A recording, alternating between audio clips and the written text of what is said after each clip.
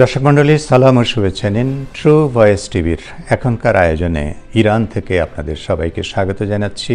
আমি নাসির মাহমুদ।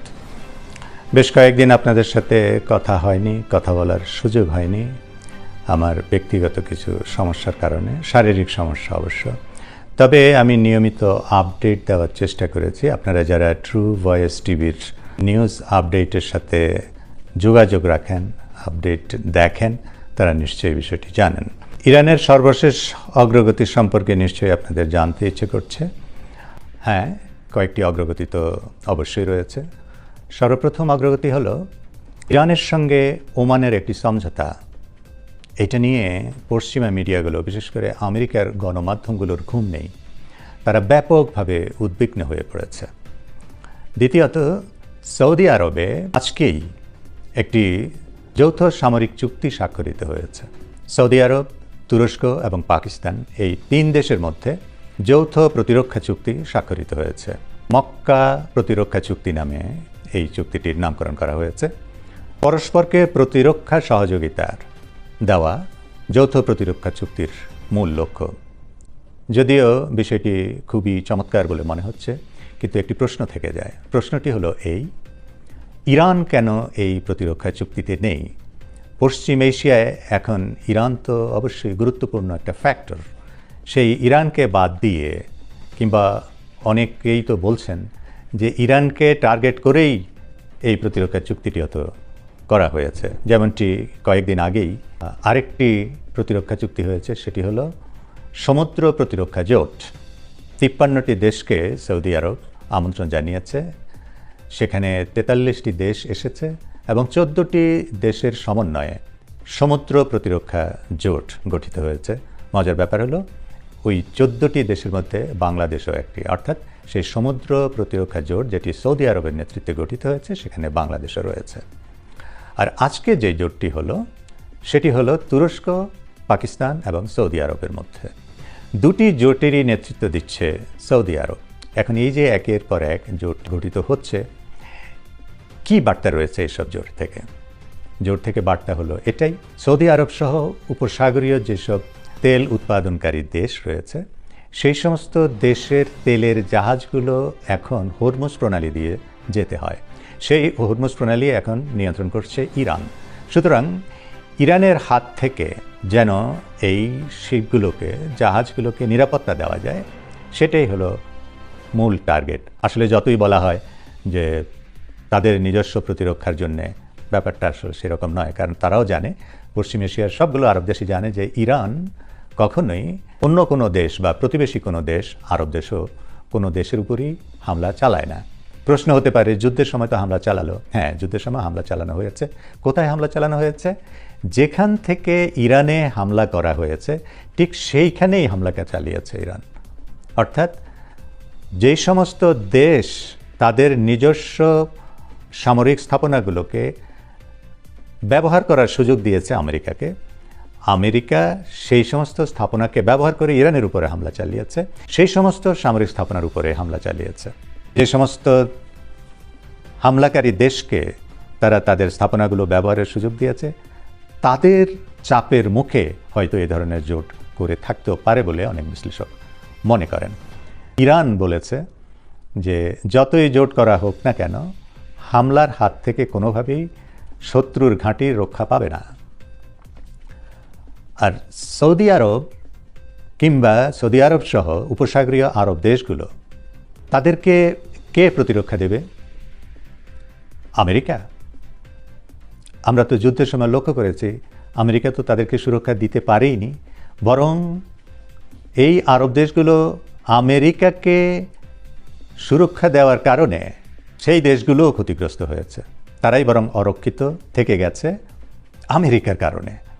সুতরাং আমেরিকা তাদেরকে কোনোভাবেই সুরক্ষা দিতে পারবে না। আর তারা যদি ইরানকে প্রতিহত করতেই চায়, কিভাবে করবে? আমেরিকার অস্ত্র দিয়ে? আমেরিকার অস্ত্র তো সরাসরি ইরানে ব্যবহার করে কোনো কাজেই এলো না। তাহলে তারা তো অরক্ষিতই থেকে যাচ্ছে।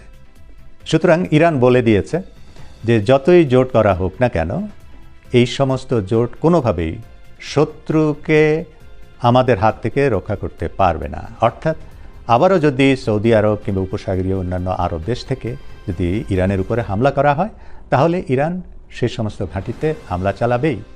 আর ইরান নিজেদের তৈরি অস্ত্র দিয়েই হামলা করে, ইরানের অস্ত্রের এখন কোনো অভাব নেই। তো যেই হরমুজ প্রণালীকে ঘিরে এত জোট গঠিত হলো, সেই হরমুজ প্রণালী এখন আমেরিকার সবচেয়ে বড় মাথা ব্যথা। কেন? হরমুজ প্রণালী থেকে ইরান অনেক ডলার কামাবে এই জন্যে? না। তাহলে কি হরমুজ প্রণালীতে ওমান এবং ইরানের নিয়ন্ত্রণ আরোপিত হবে সেজন্য? না, তাও না। নিয়ন্ত্রণ আরোপিত তো হবেই। কিছু জাহাজ ঢুকবে, কিছু জাহাজ যাবে। ওমান এবং ইরান সেগুলো ভাগাভাগি করে ব্যবস্থাপনার দায়িত্ব নেবে, এটা খুবই স্বাভাবিক। এবং তারা হয়তো সেখানে একটা সার্ভিস চার্জ নিতেও পারে, এবং নেওয়াটা অস্বাভাবিক কিছু নয়। সেটা কিন্তু বড় মাথা ব্যথার কারণ নয়। তাহলে মাথা ব্যথার কারণটা কি? মাথা ব্যথার কারণটা হলো এই যে ইরান একসময়ে আন্তর্জাতিক এবং বিশেষ করে আমেরিকার অবরোধের আওতায় ছিল। যে স্যাংশনের কারণে ইরান ব্যবসা বাণিজ্যে ব্যাপক সমস্যার সম্মুখীন হতো।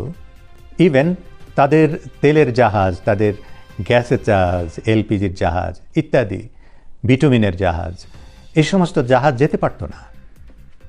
এখন সেই হরমুজ প্রণালী নিয়ন্ত্রণ করবে ইরান। তার মানেটা কি দাঁড়ালো? ওই যে আমেরিকার অবরোধ আরোপ করা হয়েছিল, সে অবরোধের কি হবে তাহলে? যদি ইরান হরমুজ প্রণালী কন্ট্রোল করে তাহলে তো আর সেই অবরোধ থাকছে না। আর যদি অবরোধ সেখানে কার্যকর নাই হয়, আমেরিকার পক্ষে তো আর সেখানে অবরোধ আরোপ করা সম্ভব হয়নি এবং হবেও না। আর এটাই হলো সবচেয়ে বড় মাথা ব্যথার কারণ।